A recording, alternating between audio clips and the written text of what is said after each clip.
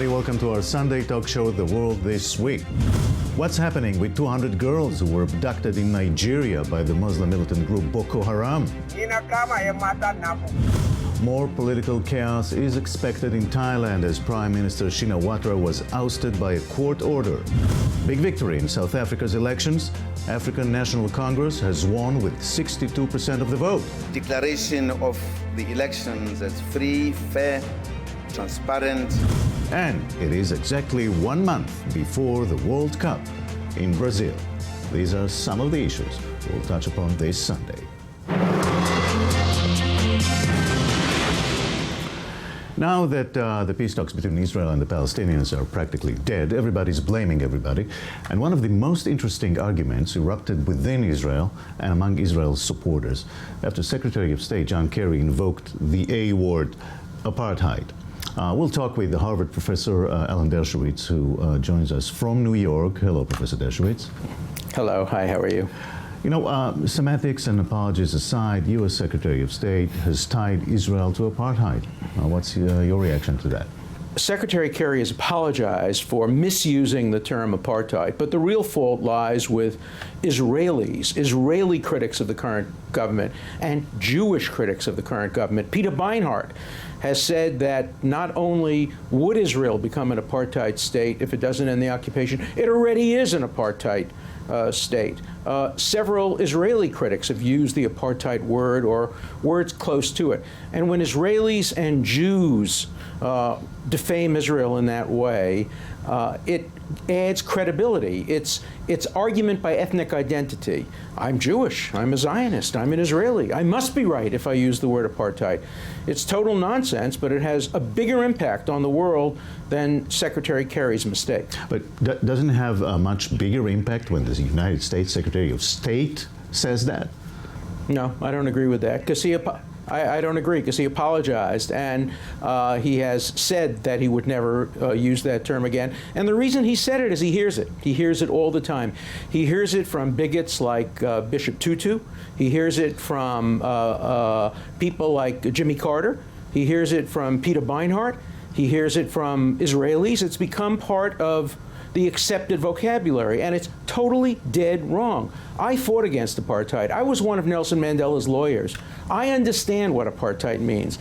President Obama understands what apartheid means, and he has said repeatedly that the word doesn't fit. Apartheid is when a small minority of white people seeks to control every aspect of the life of the majority of black people, denies them access to the court, denies them any kind of legal equality. Nothing like that is happening in Israel. It's a horrible misuse of language. It's very similar to when people accuse Israel of using Nazi-like tactics. The two favorite words are Nazi-like tactics and apartheid. You can be critical of Israel, but those two words, when used, paint you as a bigot and an ignoramus. Given all that you've said, isn't it becoming more and more difficult to defend Israel internationally? It becomes difficult to defend Israel only against people with closed minds. Anybody with an open mind, you don't have to defend Israel. All you have to do is tell the truth, to show that it's a democracy. It has problems, it has flaws like every democracy, but it's much more comparable to the United States. The United States controls Puerto Rico. Puerto Rican citizens don't vote for president. They have no senators. They have no congressmen.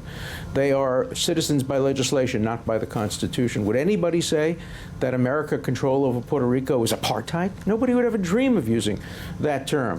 And yet American control over Puerto Rico is much more analogous to what Israel is doing in the West Bank, except that Puerto Rico is not trying to send rockets or terrorists into Florida, whereas in the Israel context, clearly terrorists are operating out of the West Bank and out of the Gaza. Aren't you ignoring the elephant in the room? 2 million Palestinians who cannot move freely and are controlled by other people. That's a mouse in the room, not the elephant in the room. The elephant in the room is the unwillingness of the Palestinians to accept the two-state solution. And that's the elephant in the room. The elephant in the room is the Palestinian refusal to say the words, Israel is the nation state of the Jewish people. The elephant in the room is the Palestinian refusal to give up the so-called right of return. The occupation is not the elephant. Israel has been prepared to give up the occupation. When was the apartheid regime willing to negotiate until Mandela got out of prison? So there is just no comparison. You can't confuse elephants and mice. You know, that there are some in the Israeli leadership that say, you know, why bother explaining this to the world? They will not understand anyway. Do you share this view? No, I absolutely don't. I spend my time explaining it to the world and winning and persuading and changing minds of college students and people in America and people in Europe. If people are prepared to listen and learn, they will hear the facts, and they will still be critical of Israel's policies on the West Bank, as I am critical. But you have to put it in perspective. What Israel's doing is what so many other Western democracies have done. And the world doesn't understand, for example, the difference between a military occupation, which is permitted until peace is achieved, and civilian settlements, which are much more questionable. One can be critical of the civilian settlements without using words like apartheid or Nazi or other extreme terms. The problem with the Middle East debate, it's become too extreme. The world is divided into two groups, those who are uncritical of Israel and those who think it's an apartheid or Nazi state. The reality, of course, is not in between, but much closer to those who support Israel, but not quite at the point of no criticism. So critically assessing Israel's place in the world is fair, but using words like that is just not conducive to rational debate. But just to make it clear, you are critical of the settlement policy of Israel. I've been critical of the settlement policy since the first Elan Moreh settlement in 1973. I've been supportive of the two-state solution since before any Israeli government advocated it in 1970. But I would never dream of using terms like apartheid or Nazi-like or supporting the BDS movement or believing that the fault lies completely with Israel. So yes, I am critical, but constructively critical, proportionately critical, and realistically critical. Professor Alan Dershowitz, I thank you very much. Thank you. Thank you. Well, after that, we must hear from Peter Beinart, who's in Washington, D.C. Hello to you. Hello, Jacob. Why does Alan Dershowitz blame you specifically for calling Israel an apartheid state? I have no idea. First of all, I have repeatedly written 2, 3, 4, 5, several times that Israel is not an apartheid state. I've said so many, many times. Israel inside the Green Line is a democracy. It's a flawed democracy, but it's a democracy. It's not an apartheid state. In fact, when John Kerry made his statement, I criticized him for saying that even if the two-state solution were to die, Israel would still not be an apartheid state in the Green Line because Arab Israelis, Palestinian citizens of Israel inside the Green Line will still have the right to vote. But I did say that in the West Bank, where only Jews enjoy citizenship and the right to vote and the right to free movement and the right to live under civil law, that Israel is practicing a form of apartheid, but only in the West Bank, not in Israel as a whole. So Israel, just to make it clear, Israel will not become an apartheid state even if there's no Palestinian state beside. No, Israel will be a place where in one territory there is a form of apartheid, the West Bank, and in the other territory, inside the Green Line, there is a democracy where citizenship is open to everyone. But it would not be right to call it an apartheid state because you will still have people like Ahmed Tibi who could be in the Knesset. This would never have been possible in apartheid South Africa. But John Kerry warned that it would. No, he did not do that. What he did was exactly the same thing that Ehud Barak and Ehud Olmert and Tzipi Livni have done, which is he warned that if Israeli control of the West Bank became permanent, then he said Israel would be an apartheid state. I happen to disagree with that, but that's very different than saying Israel is an apartheid state now. Well, I think your position is clear now. Thank you very much. Peter Beinart in Washington. Thank you. Incidentally, as we are speaking of charged terms, this weekend, Israel's most prominent author, Amos Oz, caused a new stir after calling the violent section of the Jewish settlers in the West Bank neo-Nazis. Let's switch to Japan. Israeli Prime Minister Benjamin Netanyahu is in Tokyo today, starting an official visit. What's on the agenda for Israel-Japan? Joining us now, our correspondent in Tokyo, Omri Rice. Hello, Omri. Hello, Jacob. What's the plan? Yes, the Israeli Prime Minister Benjamin Netanyahu will land later today in Tokyo for a 4-day official visit to Japan. Netanyahu will meet the Japanese Emperor and Empress, dine with his Japanese counterpart Shinzo Abe at Abe's residence adjacent to the Japanese parliament. This visit has a lot to do with Netanyahu's economic policy, which aims at strengthening ties with East Asian markets, China, Taiwan, South Korea and Japan, which are relatively better off than the closer European markets. In the Japanese public and media, Israel is definitely less visible than it is in Europe and the US, and Netanyahu, or Israeli foreign policy in general, conceives of this fact as advantages to the mutual ties between the countries. Yeah, but it was not always rosy between Israel and Japan, mainly because of the Japanese dependence on Arab oil.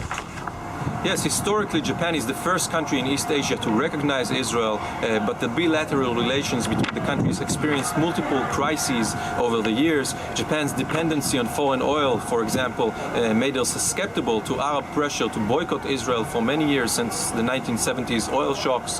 However, later, the Israeli-Palestinian peace process and the Gulf War improved the connections between the countries. Israel exports to Japan, which include diamonds, high-tech knowledge, and consumer goods, have grown almost in half in the last 5 years.